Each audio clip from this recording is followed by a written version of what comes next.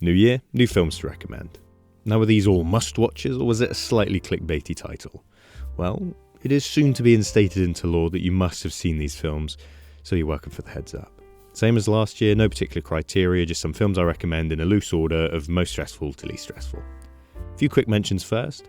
Watcher was a great thriller to see through your neighbour's window. Fire of Love was just beautiful. Brian and Charles gave me my cabbage fix. Bones and All was a tasty treat.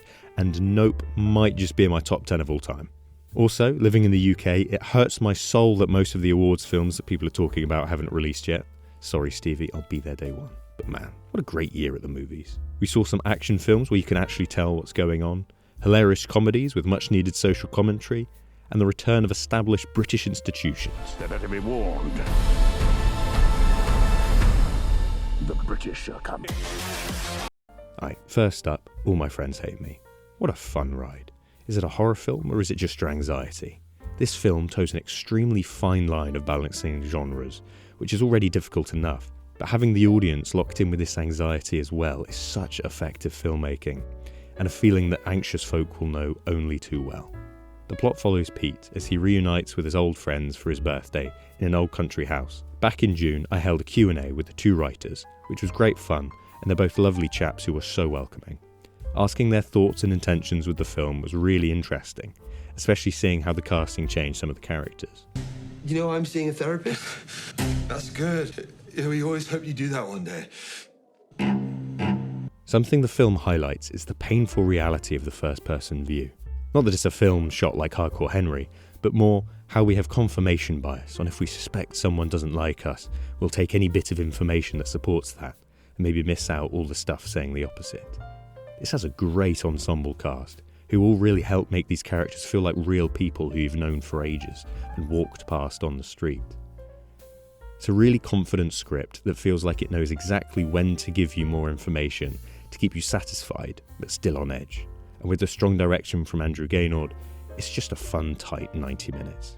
It's an almost claustrophobic, tense comedy that is now streaming on BFI Player. Also, Joshua Maguire is precious and must be protected at all costs.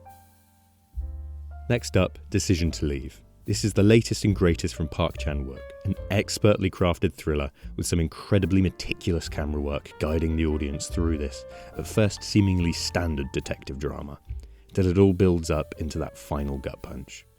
I'll never be able to be objective about this film because of how I saw it. At the UK premiere in London with an introduction from Park Chan-wook and Park Hae-il, with Bong Joon-ho and Edgar Wright in the audience. Seeing it in a packed theatre was incredibly special.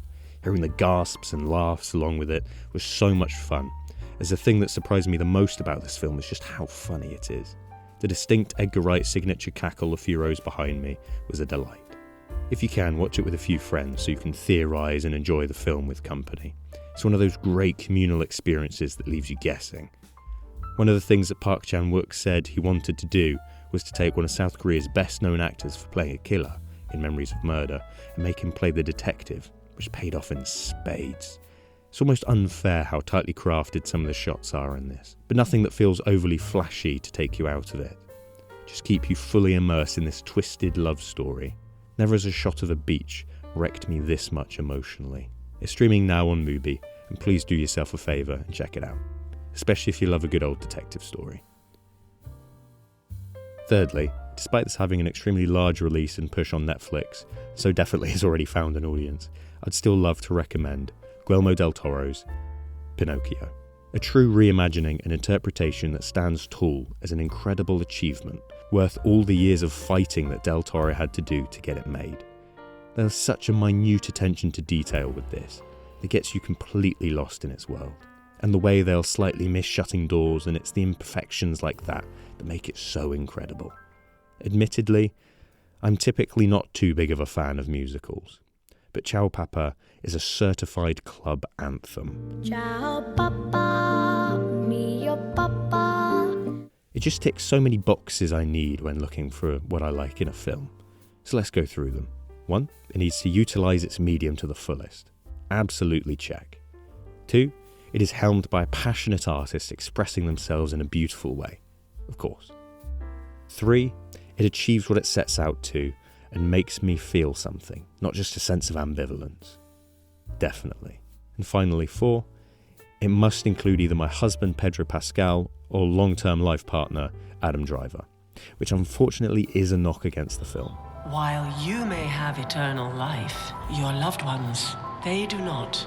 You never know how long you have with someone until they're gone. You really can't go too wrong with it, especially as a family film. Have everyone over and not sure what to watch? Look no further. I just know that if this came out when I was 13, it'd have become an obsession and been a cornerstone pillar of my filmic education, just like The Iron Giant. Just to quickly mention another Del Toro Netflix collaboration that I really enjoyed this year. That's his Cabinet of Curiosities. Harkening back to The Twilight Zone, with a narrator that almost feels like they curate the stories, and offering a number of stories that I just really enjoyed. It's refreshing as well to see an anthology show not only showcase different writers, but in putting the directors at the forefront, these are all visually distinct from each other, truly making it feel like an artist-led project. I particularly love The Autopsy and Graveyard Rats. Both this and Pinocchio are streaming now on Netflix. Something I feel like I missed out on with my list last year is documentaries. Admittedly, I don't watch as many as I should, but here's a unique one that I really loved. A Bunch of Amateurs. It tells the story of a working class group of amateur filmmakers living in Bradford who get together to watch and make films and their fight to keep the club going. Right, the accounts. We've got £340 at the bank. We're in desperate straits, really. We can't pay his rent, that's the most important bit, isn't it, really? Yeah, we're going to run out of money. It feels like such a celebration of cinema and why we need stories, as well as the essential sense of community. People coming together in a small town hall-like building was so much of my childhood that it just feels quite nostalgic, all huddled around in a cold laminate kitchen with a cup of tea. With some of it taking place in lockdown, it feels like a piece that can show you some good that came out of it. And it's really fun seeing what everyone gets up to and what films people make, as well as how they all support each other when things aren't going well. This is a really touching watch that'll remind you to never lose sight of your passion. It's directed by Kim Hopkins, whose work here is brilliant. I was unfamiliar with her filmography until now, and I'm really enjoying going through it. It's available on BBC iPlayer in the UK. Finally, another documentary, and a music one at that. Moon Age Daydream is one I'm so glad to have caught in the cinema, being visually breathtaking. It's a documentary by Brett Morgan that follows David Bowie's career. I will say up front that whatever your opinion of Bowie's music is, that will likely be your opinion of the film. If you're a huge fan, then that will translate, or same as the direct inverse. But this feels like it should be how documentaries on artists should be, about the artist and not unmasking the person themselves. I'm very familiar with the conventions of music documentaries, so this is an absolute breath of fresh air. It's not your standard Wikipedia article listing off facts about them, but more a mood piece, knowing not to go too deep into their home life, but create a piece that celebrates their art. It feels like it's perfectly captured Bowie's artistic flair and spirit, managing to compress that down into 24 frames a second. If you like music documentaries, Bowie, or are just curious, I really recommend Moon Age Daydream, which is available to rent. And right, that's the list. It was hard chopping it down to just 5 this year, as the main thing I want to scream at any passers-by in the street is to just watch Nope. But if you do watch any of these, let me know what you think. I hope you enjoy them. I'd just like to mention that last year I published a few of my own short films, and thank you so much for the amazing response to them.